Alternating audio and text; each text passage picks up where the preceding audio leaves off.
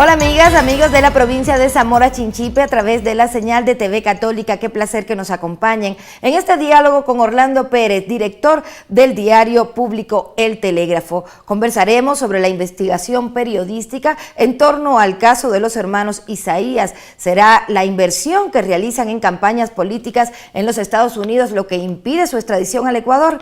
Lo veremos aquí. Gracias por acompañarnos.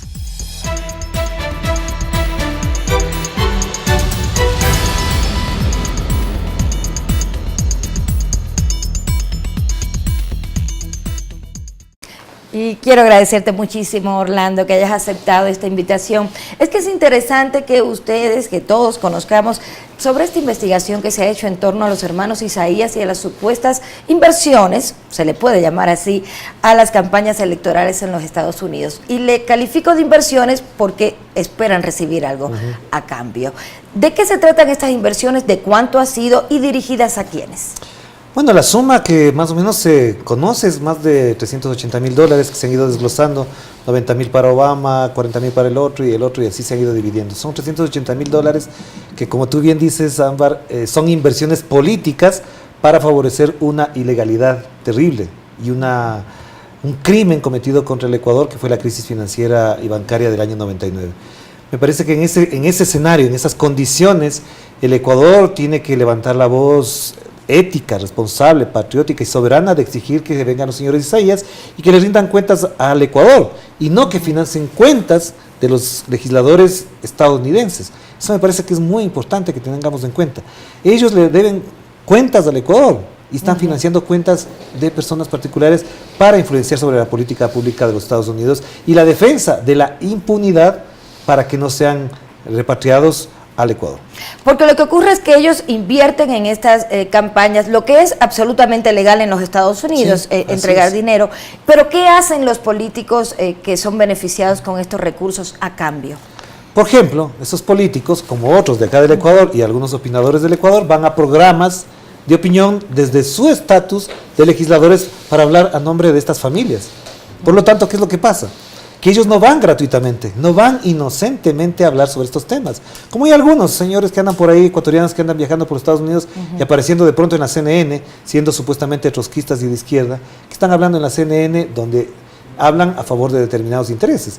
Me parece que eso es muy importante. No lo hacen en función de legisladores, no lo hacen en función de políticos responsables, neutrales, a favor de causas mayoritarias o colectivas. Lo hacen fundamentalmente porque recibieron plata en su campaña electoral, como ya pasó aquí en el Ecuador. El señor Yamin Maguad, si de algo pecó gravemente y fue sentenciado, fue que se descubrió que el señor Fernando Aspiazu le había puesto $3,200,000 en su campaña electoral y alguien se quedó con el vuelto. Claro. Y comenzaron a reclamar. Y lo que ocurre en lo concreto es que luego de que reciben estos aportes a las campañas, ellos impiden que la extradición de los hermanos Isaías, que es a donde quisiéramos llegar, a que ellos vengan al país a responder por lo que hicieron, que además ya está juzgado y sentenciado en el Ecuador. ¿Es este el papel de ellos, impedir políticamente el retorno al Ecuador? Crear las condiciones de opinión, crear las condiciones de argumentos, incluso de cierta filosofía a favor de la impunidad. Me parece que ellos han ido consolidando todo un proceso de generación de opinión pública en Estados Unidos, mucho más con este gobierno, con el gobierno de Rafael Correa Delgado, porque él ha sido el que más ha actuado firmemente en este tema. Y yo creo que ahí hay el otro elemento que incluso quería plantear hace un momento, y es que la justicia ecuatoriana se demoró mucho tiempo. Claro. Justicia que tarda no es justicia, y eso es así. Claro. 14 años para un caso que es absolutamente claro de perjuicio al Ecuador, de un desfalco absoluto, de una casi quiebra económica del país, no puede seguir 14 años ahí. Claro. ¿Qué estamos esperando? Que venga otro presidente, que vengan otros jueces, que vengan otros políticos, que vengan alcaldes reelectos a hacer una ley AGD a favor de los banqueros otra vez. Eso estamos esperando hasta ahora. Claro. Quizás sí. Y por eso me parece interesante entrar en lo que está ocurriendo en el Ecuador, independientemente de la capacidad política de estos políticos, valga la redundancia, de Estados Unidos. La justicia ecuatoriana también ha fallado en ese caso. Así es, y ha fallado porque incluso determinados medios de comunicación han validado o han legitimado con su opinión el retardo, la demora el que se permita, por ejemplo, determinados comunicados de prensa enormes, de páginas enteras, de los abogados, de los banqueros, que salen y los demás medios se hacen los locos con eso. Es más, si tú revisas los editoriales de varios periódicos alrededor de esos temas, prácticamente para ellos el caso está cerrado y que vivan nomás los señores Isaías de los Estados Unidos y chao. Por eso incluso nosotros en el diario El Telégrafo nos han querido seguir juicios, nos han levantado demandas alrededor de estos temas, estos abogados, con el único afán de callarnos.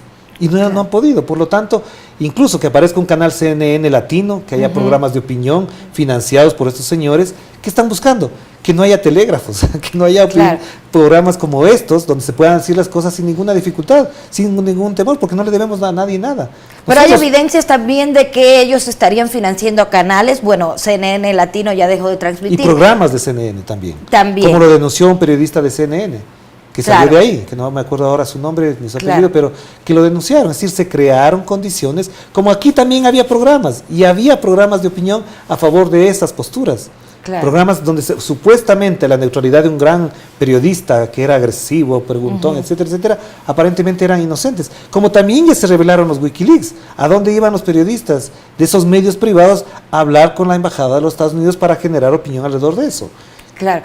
El presidente de la República, el canciller de la República también en los últimos días han hecho declaraciones en el sentido de que esperan algo de reciprocidad de los Estados Unidos, porque el Ecuador sí ha cumplido cuando toca devolver o extraditar a determinadas personas sentenciadas. ¿Crees tú en tu experiencia como periodista y como analista también que existe esa posibilidad de reciprocidad de Estados Unidos? O sea, Estados Unidos debería aprender del ejemplo que le da Ecuador, un país chiquito, soberano, con un montón de problemas, pero con una actitud firme sobre estos temas. Ecuador le ha enseñado al mundo y a Estados Unidos en particular que cuando se trata de extradición de un criminal, de un proceso en marcha, de un delito no cometido en el Ecuador, inmediatamente lo hemos entregado a la justicia en la frontera colombiana, en un avión, etcétera, etcétera. Estados Unidos, ese país grandote del cual muchos quisieran ser ciudadanos, ciudadanos ecuatorianos quieren ser ciudadanos de los Estados Unidos, deberían aprender de este país. Devuélvanos al señor General Vaca, por ejemplo, que tiene delitos de lesa humanidad procesados e instaurados ya. Devuélvanos a los señores Isaías, que tienen problemas clarísimamente comprobados en el Ecuador y no lo hacen. Así que yo no espero que Estados Unidos haga eso, de verdad. Por todo lo que pasa en el mundo, en Rusia, en Venezuela, en Siria, en Afganistán, en Irak, en Irán, Estados Unidos no ha dado buenos ejemplos de eso. Claro, y precisamente por eso es que muchas personas en base a esa experiencia lo primero que buscan es ir a Estados Unidos cuando tienen un proceso judicial, así es. Que es el país que les da todas las garantías de que no les van a extraditar. Así es, por eso se fue el señor Emilio Palacio, por eso está allá el señor Fernando Villavicencio, por eso está el señor General Vaca, por eso está los señores Isaías, etcétera, etcétera, etcétera. Es decir, ahí se han garantizado o se han protegido de los delitos de acá, porque si no, ¿a dónde iban a ir?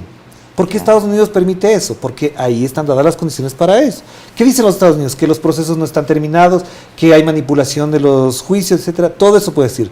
Lo que no puede decir es que el Ecuador, cuando ha habido un caso concreto aquí, aunque no haya sentencia, le ha devuelto, le ha dicho, váyase allá, resuelva allá, y si arregla su problema de usted allá. Pero algunos casos ya están incluso terminados, pero a pesar de ello no los extraditan. La sentencia de los hermanos Isaías está en firme, está ahí. Ahora hace falta que los Estados Unidos digan, señores, salgan.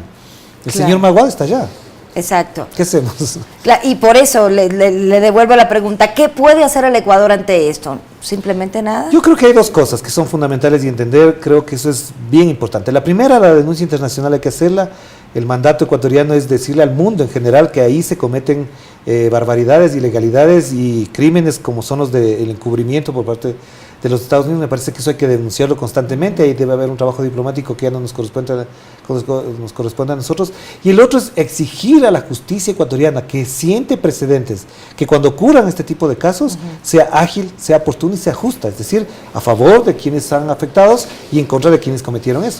Porque pasar 14 años sin juzgarlo me parece también es un crimen. Si esta justicia que teníamos en el Ecuador hubiese resuelto sus problemas hace 14 años, no estaríamos hablando en este momento de estos temas, estaríamos hablando quizás de otros mucho más importantes y mucho más interesantes para la gente. Por lo tanto, va por dos vías, la denuncia internacional y el ejercicio pleno de la justicia en el Ecuador también.